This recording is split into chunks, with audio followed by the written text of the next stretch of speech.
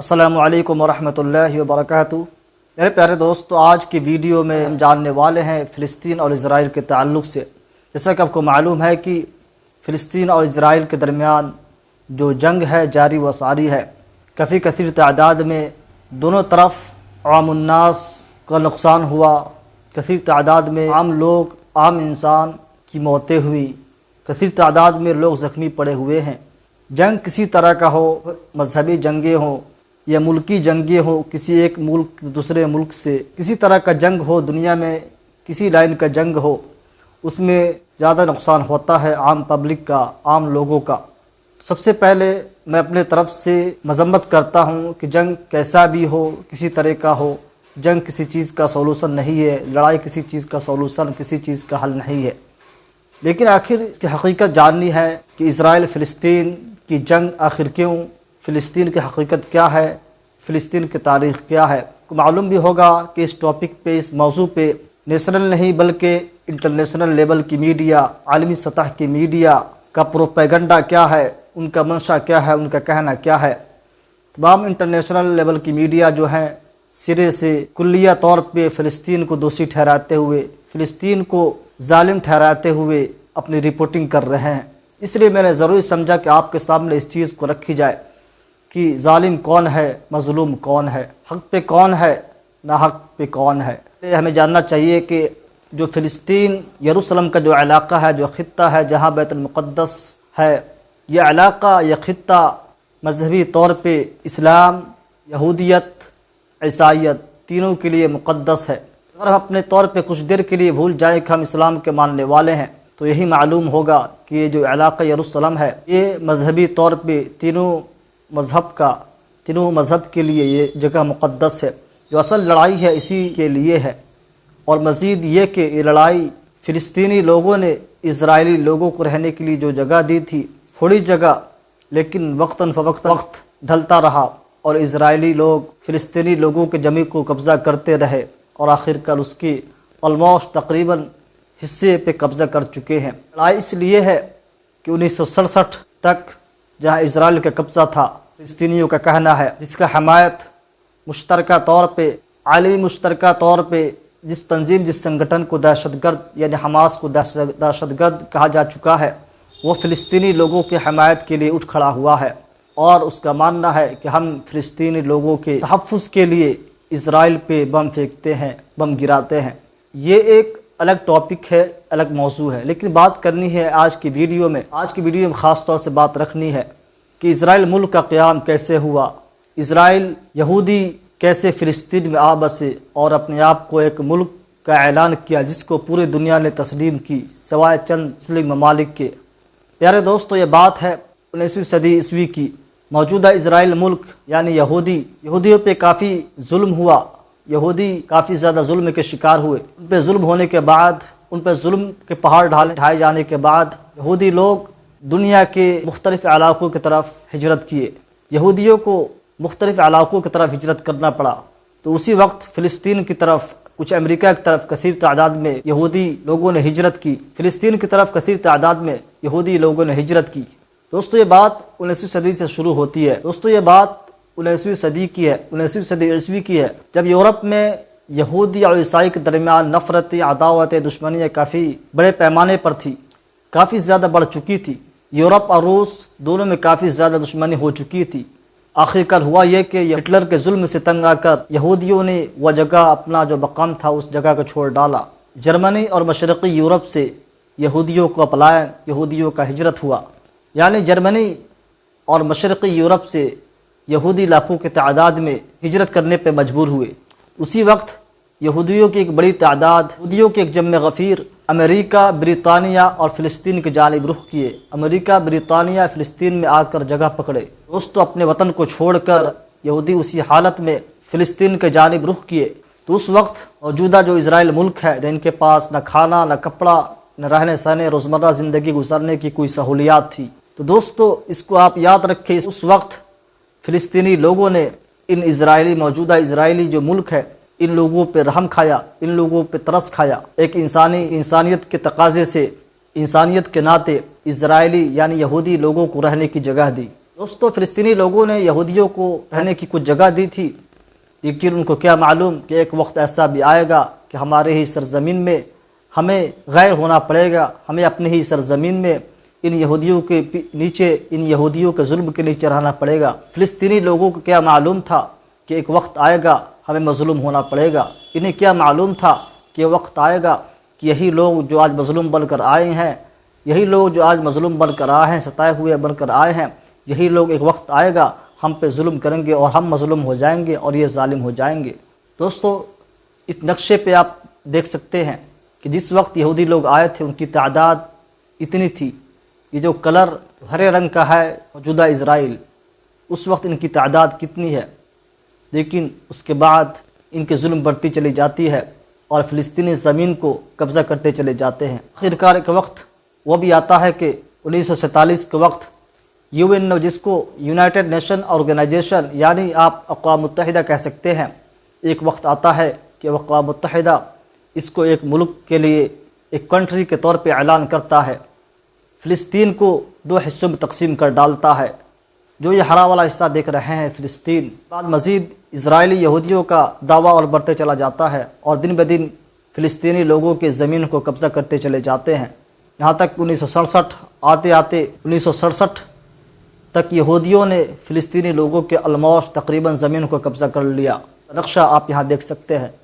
दोस्तों, जिस वक्त इज़राइल को एक मुल्क के तौर पे तस्लीम किया गया, दुनिया ने इसको मुल्क के तौर पे तस्लीम किया, तो उस वक्त चंद गिने चुने इस्लामी ममालिक ने इसका मुखालफत की और आज भी इसकी मुखालफत कर रहे हैं, जो यकीनन मुखालफत के लायक है, क्योंकि ये ज़मीन हड़पी हुई है और इसके ताल्लुक़ से देश के father of nation Mahatma Gandhi का भी कहनाम है कि हम फ़िलिस्तीनी लोगों के साथ पूरी तरह से खड़े हैं।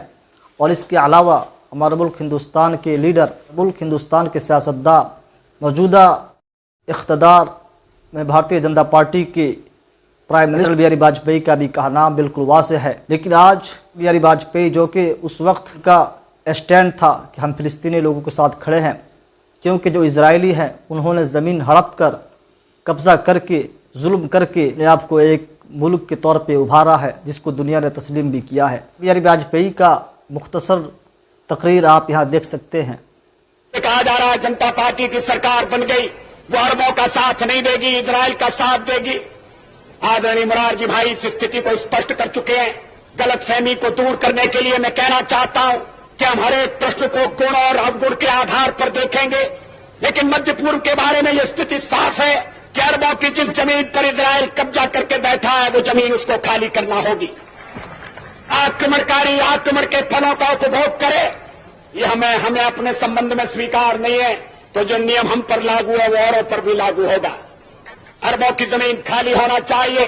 जो फिलिस्तीन है, उनके जो फिलिस्तीनी हैं, उनके उचित अधिकारों की प्रस्थापना होना चाहिए। इजराइल के अस्तित्व को तो सोवियत रूस ने, अमेरिका ने भी स्वीकार किया है, हम भी स्वीकार कर चुके हैं। मध्य पूर्व का एक ऐसा हल निकालना पड़ेगा इसमें आक्रमण का परिमार्जन हो और स्थायी शांति का आधार बने। दोस्तों, ये रहा एक अलग टॉपिक है कि हर मुल्क का एक दूसरे मुल्क के साथ एक स्टैंड होता है कि हमें किस स्टैंड को फॉलो करना चाहिए, ये अलग टॉपिक है। मालूम क्या हुआ, 1967 तक ऑलमोस्ट तकरीबन फ़िलिस्तीनी हिस्से को इजरायली लोगों ने कब्ज़ा कर लिया। और अब लड़ाई इसी की है कि 1967 तक इजराइल जहाँ पे था वहाँ चला जाए और फ़िलिस्तीनी लोगों का जो हिस्सा है उनको दे दिया जाए। इसके लिए जो कि दुनिया के मुश्तरका फ़ैसला, हमास नामी तंजीम संगठन, जिसको दुनिया के मुश्तरका फ़ैसला के बाद आतंकवादी संगठन तंजीम तस्लीम कर लिया गया। अब उधर से फ़िलिस्तीनी लोगों के जानिब से हमास संगठन जो है इजराइल से लड़ाई करता है, उस पर बम गिराता है। इधर से इजरायली लोग, इजरायली आर्मी, इजरायली फोर्सेस उधर बम फेंकती है, जिससे दोनों तरफ के आम लोगों का नुकसान होता है। और इधर इजराइल के साथ दुनिया के तरक्की याफ्ता ममालिक हैं, अमेरिका, फ्रांस, इंग्लैंड, और फ़िलिस्तीनी लोगों की तरफ से हमास, जो कि दुनिया के मुश्तरका फ़ैसला से दहशतगर्द आतंकवादी तंजीम है, को फ़िलिस्तीन के मुहाफ़िज़ के तौर पे मानता है। जो मौजूदा सूरत हाल, जो लड़ाइयाँ जो चल रही है, तो फ़िलिस्तीनी लोगों के जानिब से यानी हमास की जानिब से इजराइल पे बम फेंके गए, तकरीबन 500 मिसाइल दागे गए। फिर इधर से बदले की कार्रवाई के तौर पे अटैक हुए, जिससे काफ़ी कसीर तादाद में لوگوں کی موتیں ہوئی ہیں اور بہت سے لوگ زخمی دونوں طرف پڑے ہوئے ہیں۔ یہ لڑائی کہہ سکتے ہیں کہ جو خطہ یروشلم ہے اس کے لیے ہے، اور یہ جو یروشلم علاقہ ہے، جو خطہ ہے، آپ فوٹو میں دیکھ سکتے ہیں، اسی علاقے میں بیت المقدس ہے، اور اسی علاقے اسی خطے کے لیے جو تینوں مذہب ہیں، عیسائیت، یہودیت، اسلامیت، تینوں کا ماننا یہی ہے کہ ہمارا مقدس سرزمین ہے۔ اگر ہم کچھ دیر کے لیے بھول جائیں کہ ہم اسلام کے ماننے والے ہیں، یہودیت کے نظریے سے دیکھیں گے تو ان کے لحاظ سے بھی یہ مقدس سرزمین ہے، عیسائیت کے لحاظ سے دیکھیں گے تو ان کے لحاظ سے بھی مقدس سرزمین ہے، اور ہمارے اسلام کی روح سے دیکھیں گے تو ہمارے اعتبار سے بھی یہ مقدس سرزمین ہے، کیونکہ یہ ہمارا قبلہ اول ہے، اور یہیں سے پیارے نبی محمد مصطفیٰ صلی اللہ علیہ وسلم کی معراج، ساتواں آسمان کا سفر جو ہوا تھا یہیں سے ہوا تھا۔ اس کے بعد آخری بات یہ ہے، بھی بات آتی ہے فلسطین تو ذہن میں بات گردش کرتی ہے بیت المقدس۔ جب بات آتی ہے بیت المقدس کی تو سوشل میڈیا پہ ہمارے ذہنوں میں یہ تصویر گردش کرتی ہے، جس کو ٹام آف راک کہتے ہیں، قبۃ الصخرہ کہہ سکتے ہیں۔ تو کیا یہی بیت المقدس ہے؟ اس کی حقیقت کیا ہے؟ دوستو، اگر آپ اس کو جاننا چاہتے ہیں کہ قبۃ الصخرہ، بیت المقدس کی حقیقت، بیت المقدس آخر کون ہے، تو میری یہ جو ویڈیو ہے اس کو آپ دیکھ سکتے ہیں۔ سوالات کر رہے ہیں کہ مسجد اقصیٰ آخر کون ہے؟ کیا مسجد اقصیٰ یہ جو گنبد دکھایا جاتا ہے پلیٹ فارم، جو سوشل پلیٹ فارم ہے، خواہ وہ فیس بک ہوا، ٹویٹر، انسٹاگرام یا واٹس ایپ، اور خاص کر جو اس کا بیت المقدس یعنی مسجد اقصیٰ کا جو ویکیپیڈیا آپ کھولیں گے تو اس پر عام طور پہ یہی جو قبۃ الصخرہ یعنی ٹام آف راک ہے اس کا فوٹو دکھایا جاتا ہے۔ کچھ لوگ یہ بھی کہہ رہے ہیں کہ مسجد اقصیٰ کا احاطہ یہ نہیں ہے بلکہ یہ ہے، اور کچھ لوگ یہ بھی کہہ رہے ہیں کہ خدا نخواستہ کل اسرائیلی اس کو لے لیتے ہیں، ہم سے حاصل کر لیتے ہیں تو ہم یہ بھی نہیں جان پائیں گے کہ ہمارا مسجد اقصیٰ کون ہے، تو ہم یہ بھی نہیں جان پائیں گے کہ ہمارا مسجد اقصیٰ کون ہے۔ بات کرنی ہے مسجد اقصیٰ کے تعلق سے کہ مسجد اقصیٰ آخر ہے کون؟ کیا یہ گنبد جو سوشل میڈیا پلیٹ فارم پہ دکھایا جا رہا ہے، یا یہ بلڈنگ، یا جو مسجد براق، اس کے تعلق سے لوگوں میں شک ہے، لوگ شک میں پڑے ہوئے ہیں کہ مسجد اقصیٰ آخر ہے کون، اور کچھ لوگ اس کو مسجد اقصیٰ کہہ رہے ہیں تو کچھ لوگ اس کو مسجد اقصیٰ کہہ رہے ہیں۔ تو عزیز دوستو، آپ جو دیکھتے ہوں گے سوشل میڈیا پلیٹ فارم پہ، خواہ آپ مسجد اقصیٰ کا جو ویکیپیڈیا کھولیں گے اس پر یہ جو گنبد نما جو مسجد دکھائی دیتا ہے یعنی قبۃ الصخرہ، آپ اس کو عربک میں کہہ لیجئے، یا انگلش میں ٹام آف راک یعنی پتھر کا مقبرہ۔ حقیقت تو یہی ہے کہ یہ ایک پہاڑ پہ بنا ہوا ہے یعنی پتھر کا مقبرہ، لیکن یہ جو ٹام آف راک یعنی مسجد صخرہ ہوا، خواہ یا مسجد براق ہوا، یا یہ بلڈنگ جو دکھایا جا رہا ہے، عام طور پہ یہ بلڈنگ بہت کم دکھایا جاتا ہے، اور اس کے علاوہ اور بھی دو وہاں پہ دیگر مساجد آباد ہیں۔ تو عزیز دوستو، آپ کو میں بتا دوں، یہ جو آپ اسکرین پہ دیکھ رہے ہیں تمام کے تمام احاطہ مسجد اقصیٰ کے اندر آئیں گے۔ آپ اس احاطے کے اندر آپ کہیں بھی نماز پڑھتے ہیں، خواہ اس گنبد نما مسجد کے اندر یا اس بلڈنگ کے اندر یا مسجد براق یا اس کے علاوہ اور بھی اس اطراف میں دیگر مساجد ہیں، ان تمام احاطے میں آپ کہیں بھی نماز پڑھتے ہیں، اس کے صحن میں آپ نماز پڑھتے ہیں تو آپ سمجھیے کہ آپ مسجد اقصیٰ میں نماز پڑھ رہے ہیں۔ عزیز دوستو، کلیریفیکیشن یہ ہوا، بات آپ کو سمجھ میں آ گئی ہوگی کہ مسجد اقصیٰ آخر ہے کون۔ تو اس کے تعلق سے آپ شک میں نہ پڑیں، مسجد اقصیٰ یہ تمام کے تمام احاطے ہیں، خواہ یہ قبۃ الصخرہ ہوا یا یہ جگہ یا جو مسجد براق ہوا جہاں اللہ کے رسول صلی اللہ علیہ وسلم جب معراج کے لیے تشریف لے گئے، آپ کا جو براق تھا وہاں باندھا گیا، اس لیے اس کا نام مسجد براق رکھ دیا گیا بعد میں چل کر۔ دوستو، بیت المقدس کون ہے؟ آخر کیا وجہ ہے کہ اسرائیلی یہودی لوگ اس کو چھپاتے ہیں کہ بیت المقدس یہ ہے؟ اس کی وجہ یہی ہے کہ بیت المقدس یہ نہیں ہے بس، بلکہ بیت المقدس یہ ہے، یہ خطہ، یہ علاقہ ہے، اس لیے چھپاتے ہیں کہ لوگ اس کو سمجھیں گے بیت المقدس، اور اس کے آڑ میں، اس کے پیچھے جو اصل بیت المقدس ہے اس کو ہم لوگوں کی نظر سے اجل کر دیں گے، اس کو ہم ختم کر دیں گے، کیونکہ ہمیں معلوم ہونا چاہیے کہ بیت المقدس کون ہے اور اس کو کیا کہتے ہیں، جس کو میں نے اس ویڈیو میں بتایا۔ بس ہم کیا کر سکتے ہیں؟ ہم دعا کر سکتے ہیں کہ اللہ تبارک و تعالی مظلومین پر رحم فرمائے۔ اللہ تبارک و تعالی سے دعا ہے کہ اللہ تبارک و تعالی امن و امان کا ماحول قائم فرمائے۔ السلام علیکم ورحمۃ اللہ وبرکاتہ۔